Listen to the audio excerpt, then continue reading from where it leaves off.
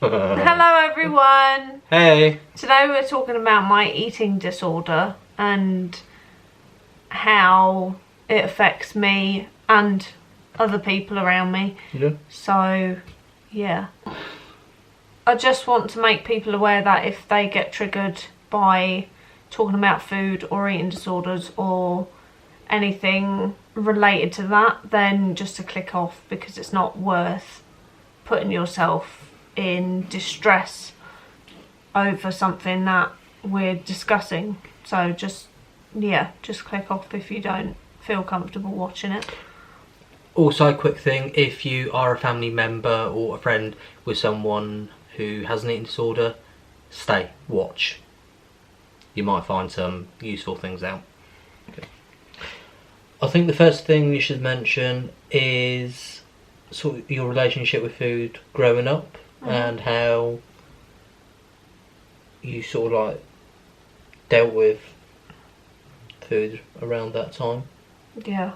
So basically, when I was around 10, like, my issues started with food because I was getting bullied all the time at school. So every day I used to go home to my mum and dad's, or I would go to my nan and granddad's, and I would have like whatever I wanted. If I went home, I would somehow manage to sneak in food, so I'd end up comfort eating and secret eating at the same time. So like, my issues with food started when I was around 10 years old, and from 10 years old until I would say maybe 18, I was comfort eating pretty much throughout the time span. So yeah, I don't really know. So jumping more to recent events, what led up to you developing an eating disorder? So I was in a relationship before I met you. Yeah. When I was 17, and I was 18 stone 6 pounds, and that was the heaviest I've ever been. So at that point it was 2011. Really? Yeah, because T4 on the beach that me and Becca went to was 2011.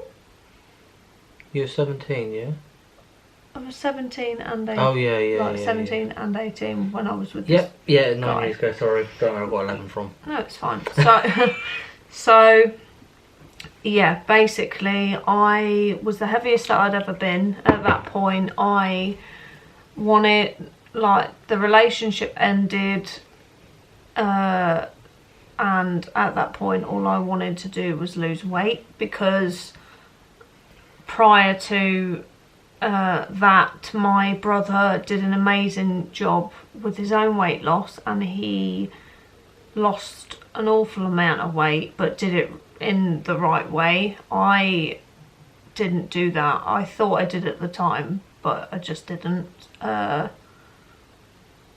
So yeah, watching my brother lose all that weight, I just really wanted to lose weight and feel better about myself. And at the time my doctor was very concerned about me because I was overweight and didn't think my health issues at the time were good, so I basically told me to lose weight. Yeah. And then from 2012 until 2014, I was in between trying to eat better but also on fad diets. I would never recommend a diet because they don't work. They only make you, they either make you hungry, they make you have bad breath, really bad gas, all that sort of stuff. So it's not pleasant being on a diet. They can also lead to a worse relationship with food, and as we've seen, a not very great understanding of how your body works with food. and the different macros. Yeah. So yeah, through 2012 to 2014 I was on fad diets for a little while, and then something happened in 2013 in December, and that led me to lose weight, and I started going to the gym. I exercised on a regular basis. I ate more vegetables because I didn't really eat a lot of vegetables prior to that, and then I lost all this weight. I ended up being 10 stone. That was my goal weight, the original plan that I wanted. I wanted to be 10 stone, and I did. And I thought that I lost it at a decent pace. I thought it was pretty healthy how I was doing it, but I didn't realise I was under eating at the time. So I didn't find that out until it was too late. Yeah. I lost the weight between the beginning of 2014, and I finished losing weight in the April of 2015, and that's when I was 10 stone. So that's quite a lot of weight to shift within that time period, I would say. Yeah. I don't know what's next then.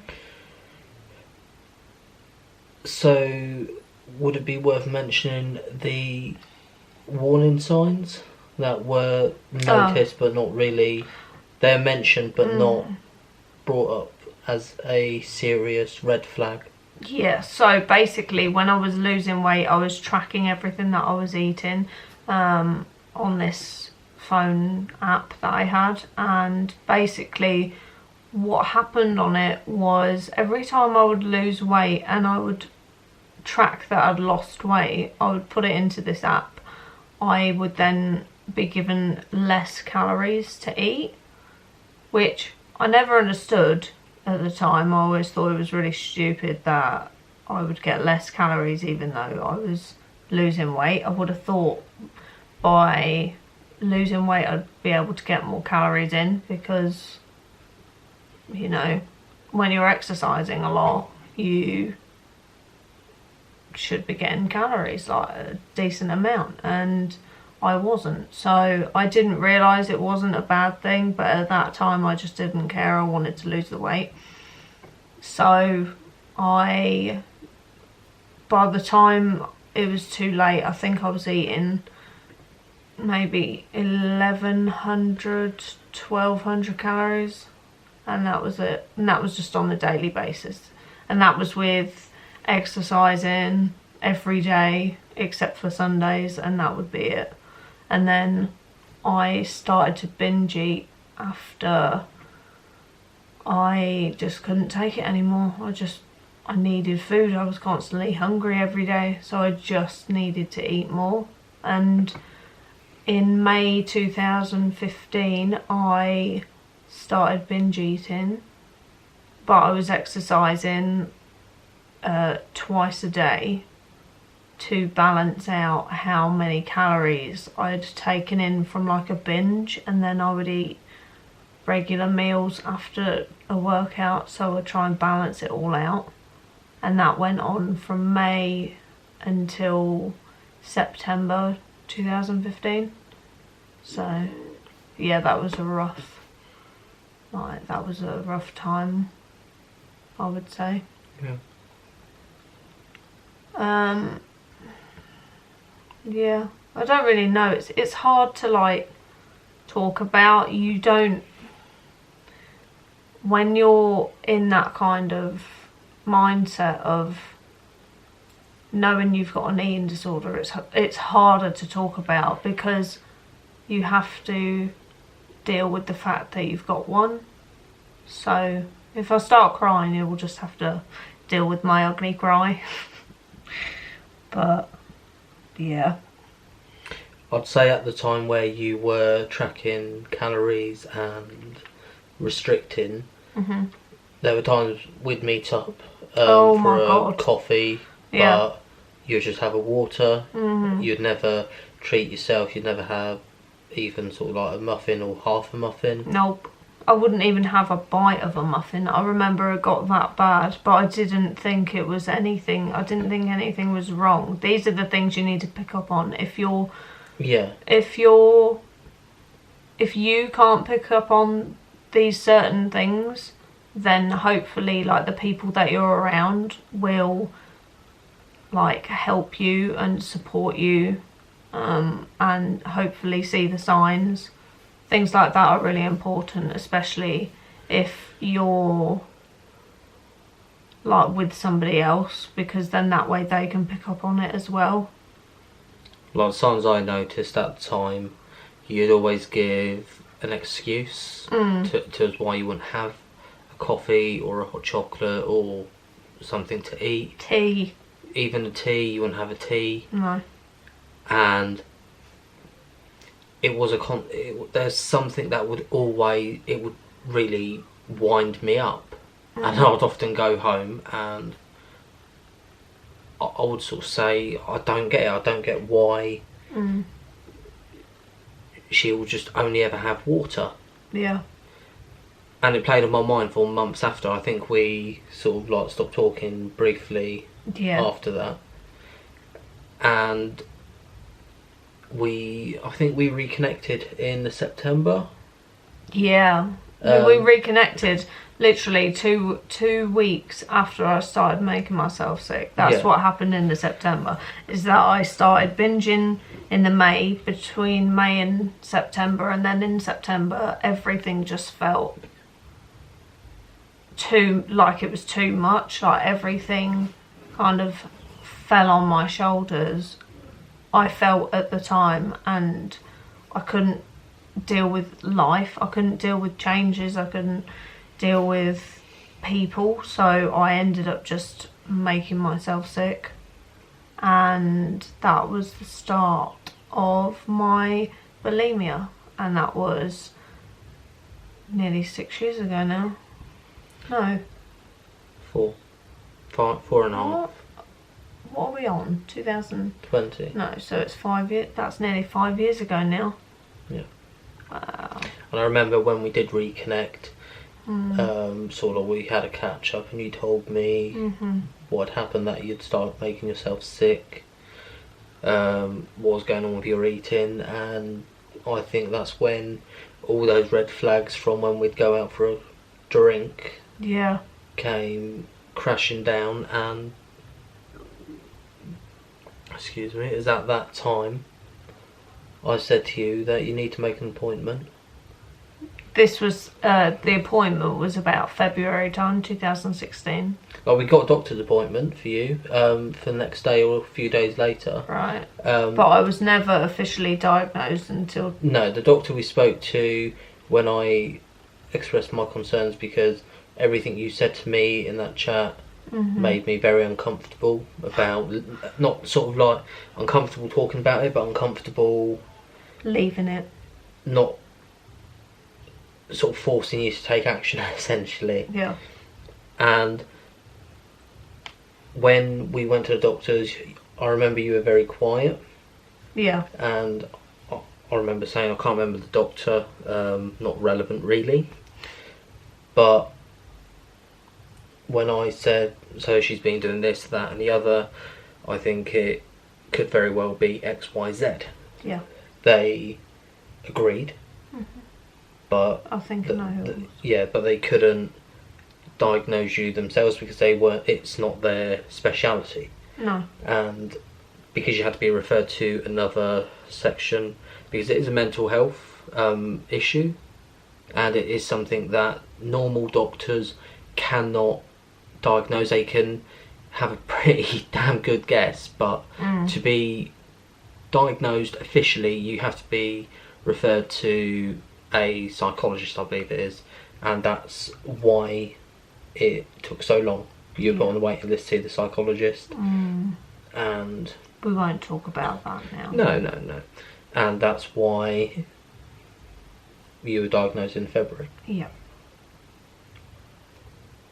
Yeah. Since then, Yes. there have been some really there have been some highs, I would say. Like, I think I managed a whole month between 2015 and 2020. I would say there's been a whole month where I've managed not to make myself sick, and that was consecutive, wasn't it? Do you remember I think the first time I started coming to see you, that was the time where I wasn't sick. Yeah, when you started seeing me a lot more, in early 2017, Right. Your food, like your relationship with food, somewhat improved. Yeah. And you went a few months, I'd say, without actually having a binge, without making yourself sick. You'd enjoy yourself, but Oh yeah, like when we used to go to Krispy Kreme or something like that. No. After that. No, because That was 2016. I'm sure we did go though, and because we were walking a lot. That's why. Yeah, like Right. that was 2016, and you seemed pretty okay. You'd still have your bad days. Excuse me. You still have your bad days, but in 2017, when we started seeing each other officially As a couple. Your relationship with food got better. Sort of like between, I'd say, the February and the late April. Your relationship with food was relatively good. But then something happened, and your relationship, I know what that was. yeah, I know. Your relationship just Dropped. it crashed. Your relationship with food crashed again, and you started binging more and Oh yeah, like making yourself sick. throughout the past 3 years, it's been very, very downhill, I would say, with my eating, Yeah. because You had a good brief period in 2018. no, Ve- I ve- didn't. I think it's less than a month. A few weeks where you went without vomiting. I would say when we were in Dubrovnik, that was when things were really good, because that was a whole week where I didn't make myself sick and I didn't binge either, and we just had a really good time. Yeah. But other than that, no, it's just been so, yeah. You know, I've done the whole one-on-one counselling. I've done group therapies. I'm trying to think. Like, I've been sent to a psychologist, which we won't mention. In detail. Not in detail, anyhow. She wasn't a very nice woman, let's just say. And you know, I've done various bits and bobs. I've been to the doctors on numerous occasions, and it's, you know, it is difficult when you're constantly trying to do something about it, but then people make the assumption that you don't want to get better at all. That's really hard, because it's like you're almost being told, well, you're not going to get any better, you're just staying the same, or, you know, this is your life now. You obviously don't want to get better because you're not trying hard enough. And that's really hard as well. Yeah. Like that, I think, is soul crushing, because it's almost like if people don't believe in you, then you're not going to you're not going to want to get better, because you need to have that support, and if you don't have that support, then it makes it even more difficult. Like, I have got a couple of people that I love and that I know are there, but it's really difficult, especially when you feel like nobody's there at all. So I don't really know where you want to go with it, because I feel like it's important for you to kind of have a say with certain things. I don't think it's good when loved ones, that could be friends, family, whoever, like colleagues, if they are making comments that they think are helpful, like, should you be eating that? Oh my god. Oh my god, that is the worst thing you ever say. Oh. Like, it's... I'm sorry, that's just really... It's a dick comment. You just don't say it. So, if you do have someone in your circle, be it family or friends, whatever, if they're eating, don't mention it. Don't mention it. If they're eating good food, excellent. If they're eating rubbish food, just don't say a word. Let them get on with it, because they're probably self-conscious as it is. Like, and I know from personal experience with Bran that she doesn't like eating around people. Like, if it's a bad day and I'm not about, she'll most likely eat upstairs away from everyone else, because she's so worried about being judged for it. And that's the thing. The topic of eating disorders, it is so taboo. And you just have to support them the best you can, and if you can help them, excellent, but just let them get on with it. Let them do what they need to do in their own time, but be supportive. Like, because I know that's one thing you feel you don't have. You feel you don't have support. No, I know it's there, but it doesn't feel like it's there. And I think for anyone watching who does have bulimia, or any or any eating disorder, disorder. quite honestly, I think it's important for you to recognise what support looks like. It might not be the case of taking you to see a counsellor or a therapist. It might not be taking you to the doctors. Like, it's about it's the sacrifices people do make, because it's a very real thing. Like, I don't cook certain foods around Fran because the smell will trigger her to want to eat.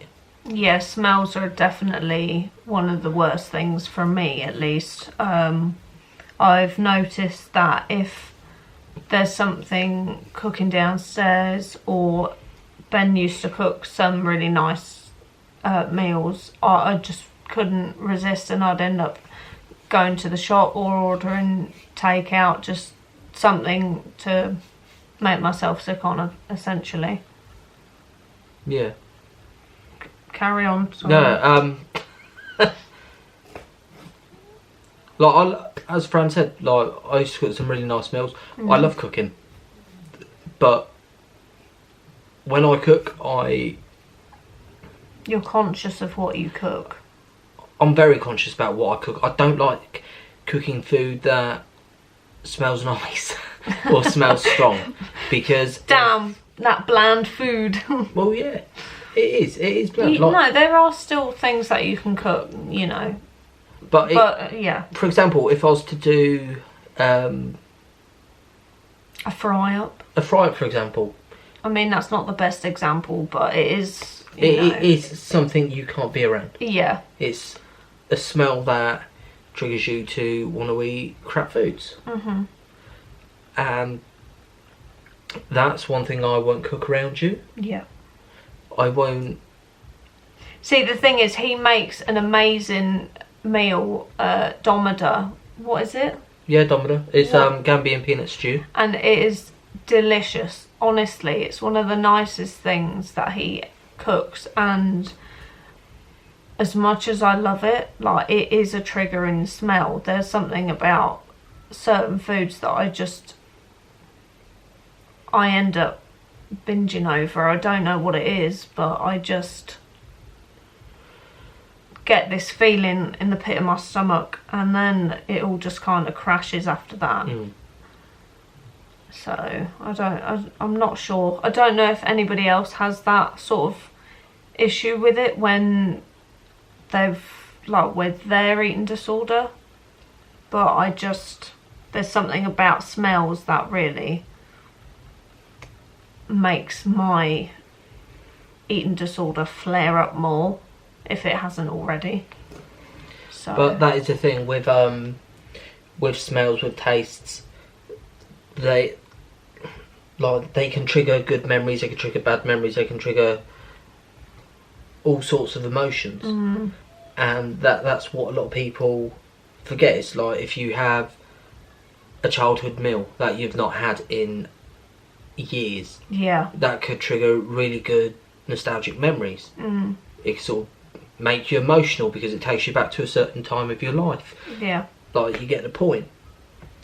And I think that's what the issue is.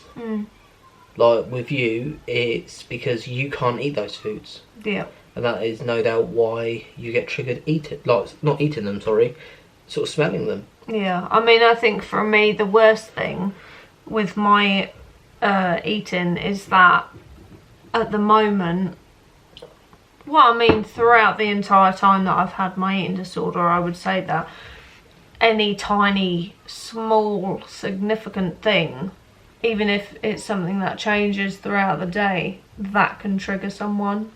Like, it definitely triggers me. Something so small can trigger someone. Yeah, like it can throw you off massively. Yeah, and this is the thing. I think a lot of people wouldn't view it like that, but you know, when you do have an eating disorder and you struggle on a day-to-day basis and struggle with routine, I'd say you very much have to be in control. With you have to be in strict control of everything.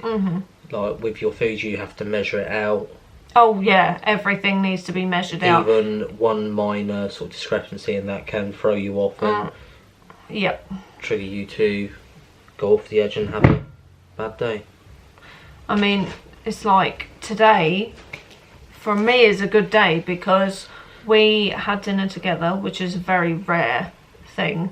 Especially when it's healthy meals. So I cooked us both dinner, and I had to weigh everything out and make sure that everything was routine and whatnot. But I've managed. I think I've done pretty well considering. You've done really well today.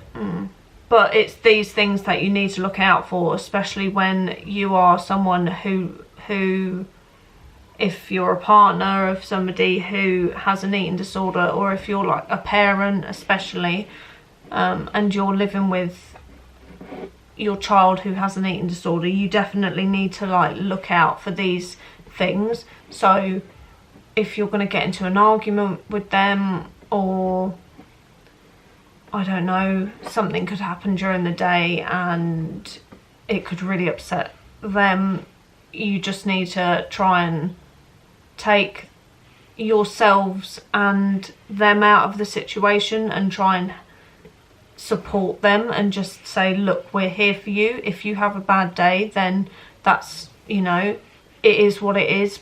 But if you have a really good day, then that's, you know, that's a good step. But I think when you're on the other side of it and you're looking at the person with the eating disorder, you just need to make sure that you're constantly there. You can't do a half-assed job. You can't be 1 foot in and 1 foot out. You're either in or you're out. You can't leave them. You have to be there for them. And if you're not willing to do research or you're not willing to educate yourself, then do that. You need to try to understand that, you know, this person that I love or this person that I like has an eating disorder, so I need to read up about it and make sure that I'm doing the right things. And with that said, there will be some resources in the description box, so you can read up on it, and there'll also be some resources if you do have an eating disorder, if you need help. Some of them are probably ones you have been sort of like in touch with maybe, or that you've heard of.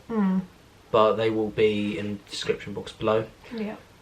Jumping back to the whole control thing and support, it is worth noting that with you especially, when it comes to others cooking for you, it has to be at a set time.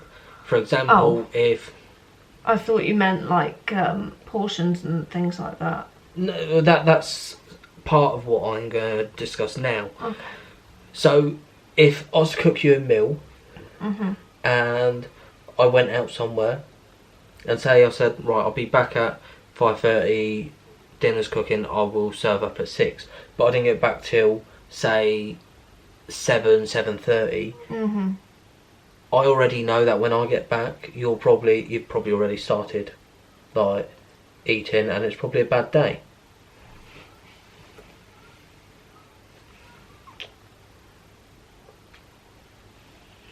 But that's just how it is. Like, everything has to be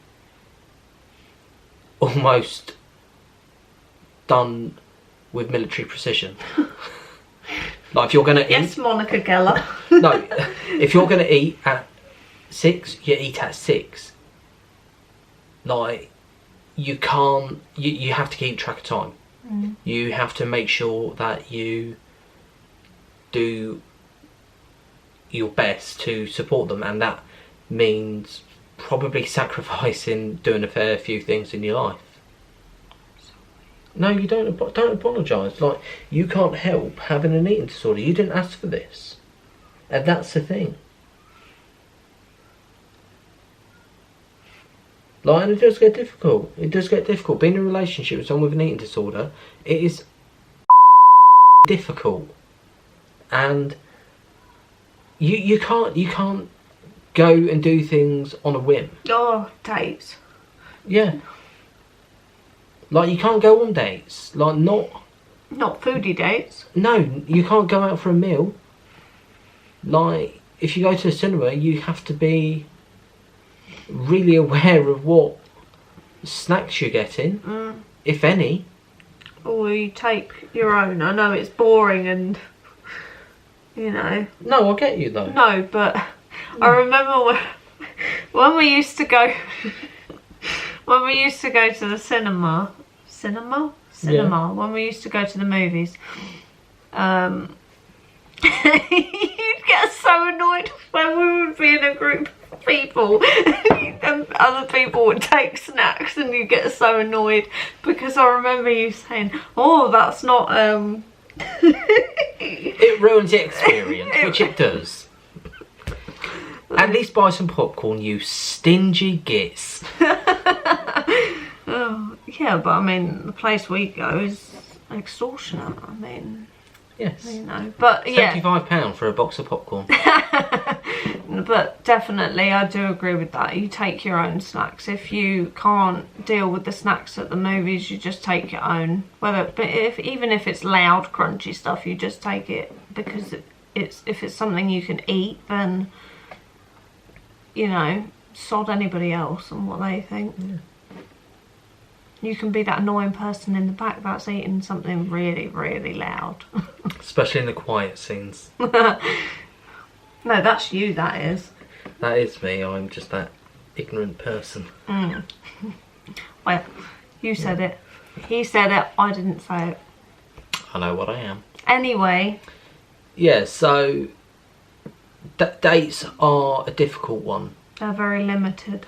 They are, and I mean, since being a couple, what we've been on Probably a handful or two of dates. We've been together for 3 years. 3.5 years. Not yet. On the 24th of this month. No. Yes. Oh no. No. My bad. August. Whatever. Anyway, go on.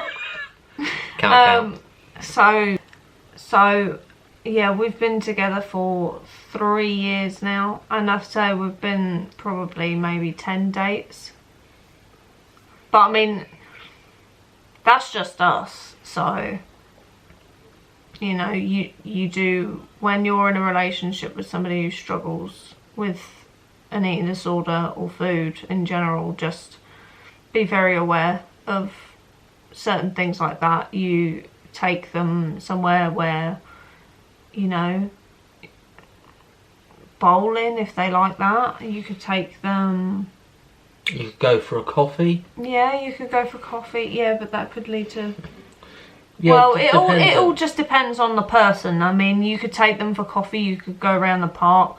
You could go to museums. I mean, that's not for everyone, but No. I know people that have gone. Yeah. So you could do lots of things with your partner that you might not be able to do when they're struggling. Yeah, I think what you just touched on about the going for a coffee and it could lead to something, and that's something people need to be aware about.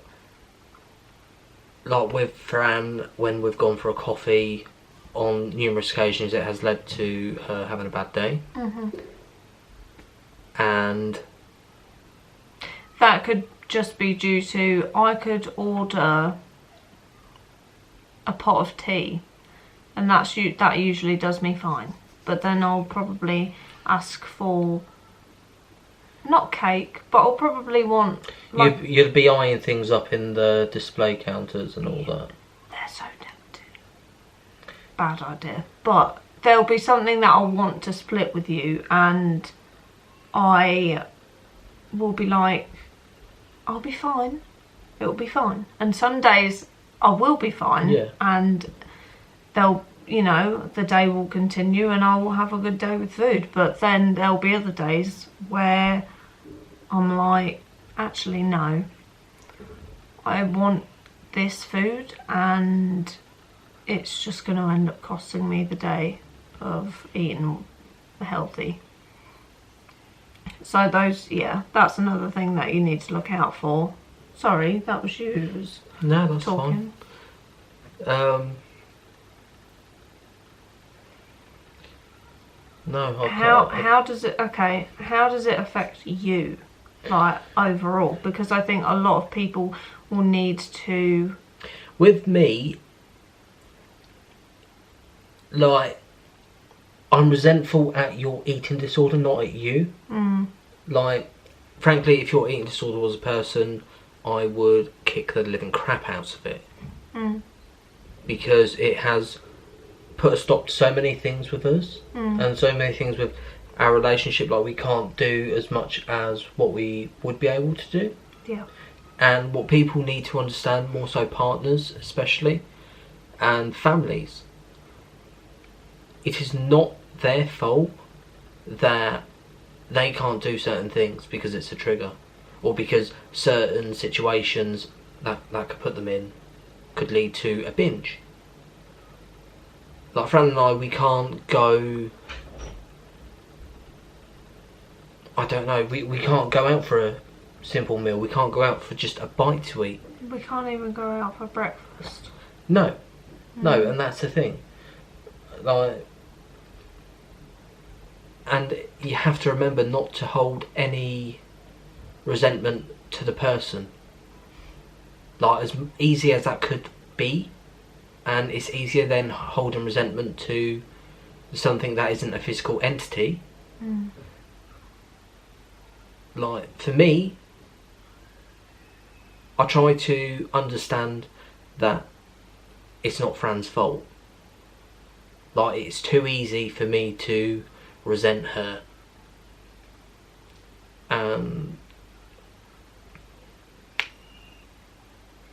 I'd suggest families be more understanding, more empathetic towards the situation.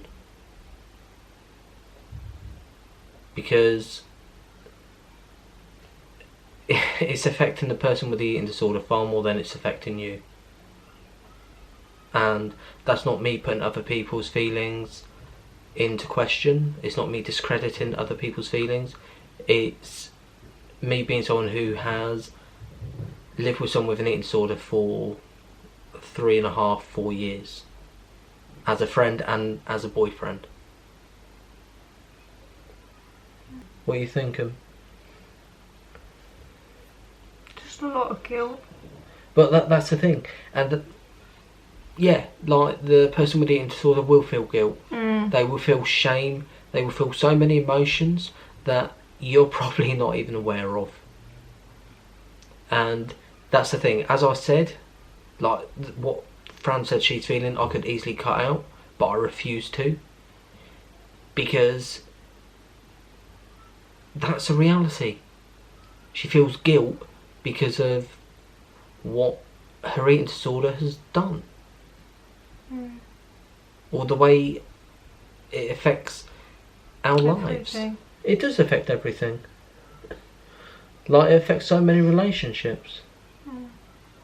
Oh, and the sad reality of it is it's not just me. There are probably hundreds of thousands of people. Yeah. Maybe not with the same eating disorder as I have, but just one overall. No, I could be wrong, but I think the statistics are it's 375,000 people in this country right now. It could be more, it could be less, I don't know. But they are currently suffering with bulimia alone, I think.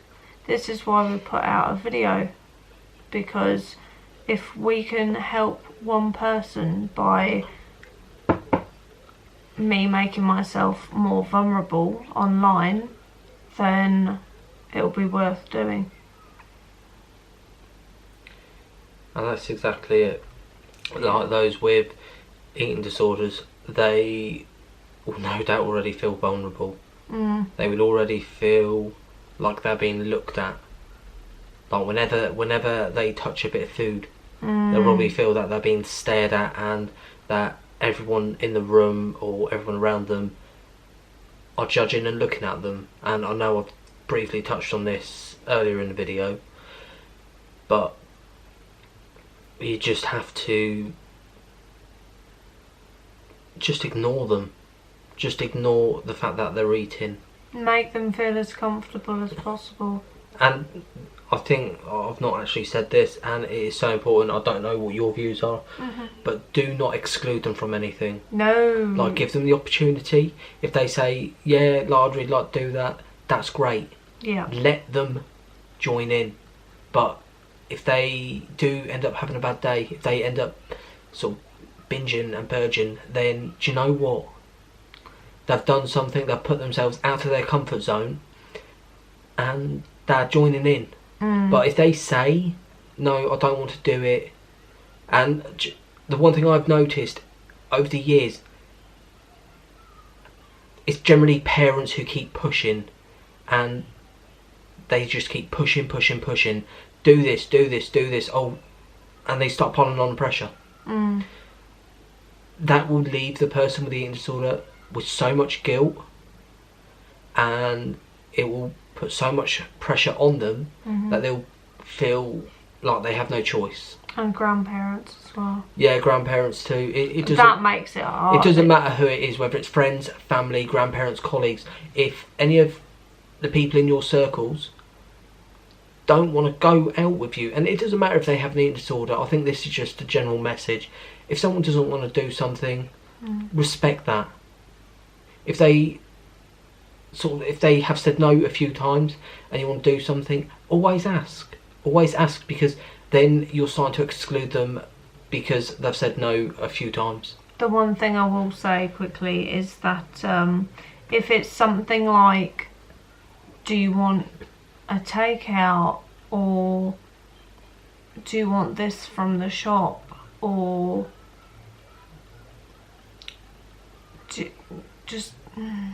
just things like that, definitely try and avoid that as best as you can, because if you give somebody that option, they're more than likely to want to binge, if you get what I mean. So for me, if I get asked if I want anything, I am 100% I'm gonna cave. Like, that is my personality, that's what I'm like. I don't have any self-control, so for me it's just don't ask me if I want anything from the shop or if I want a takeaway, because I will just...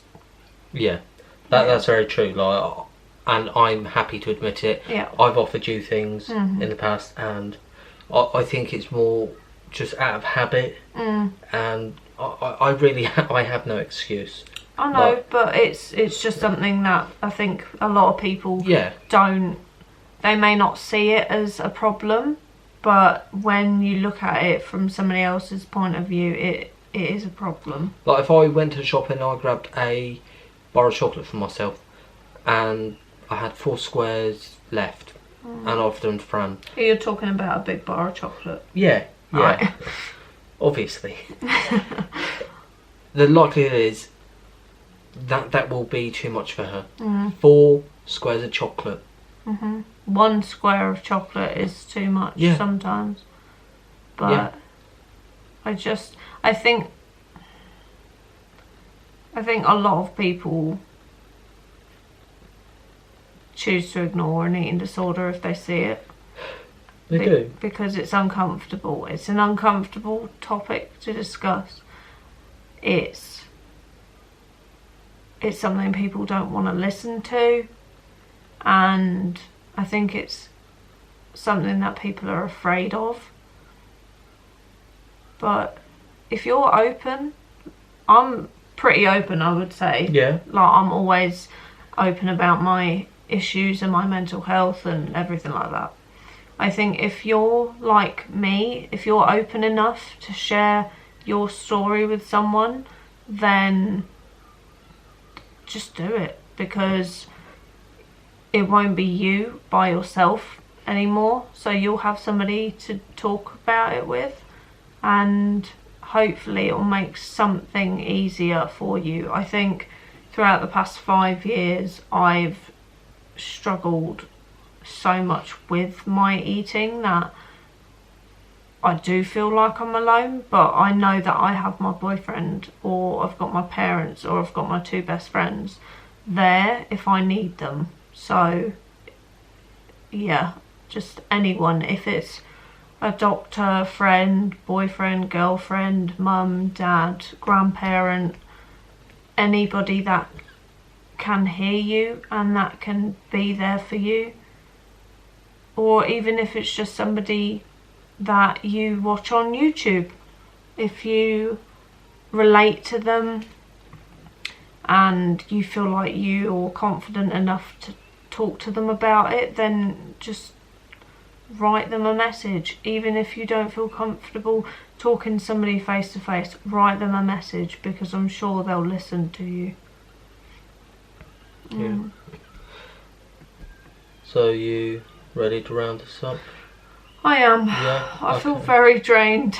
Okay. One thing I just want to add now is, if you do suspect that anyone in your circle does have an eating disorder, prior to getting help, contact their local surgery, whoever they're registered with, and find out who the mental health lead doctor is, and try to book an appointment with them. Yes. Booking an appointment with the mental health lead, it will give you a far better chance of getting the correct help. It will give you more doors as well. Yeah, and that's it.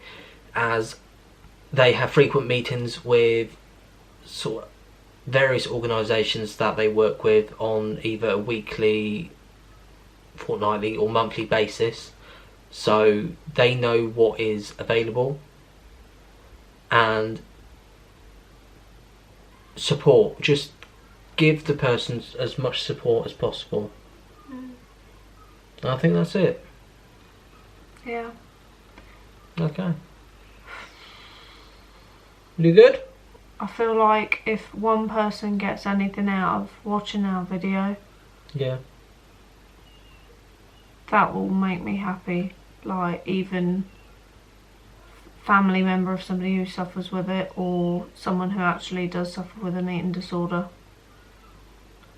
that'll make me happy, knowing that somebody else will feel a little bit better, or feel like a little bit of weight has been lifted off their shoulders. Yeah. Okay. Well, we're gonna go now. Yeah. Resources, again, they'll be left in the description below, so just click away, do your research, and be happy. Try to be happy. Be happy. Bye guys.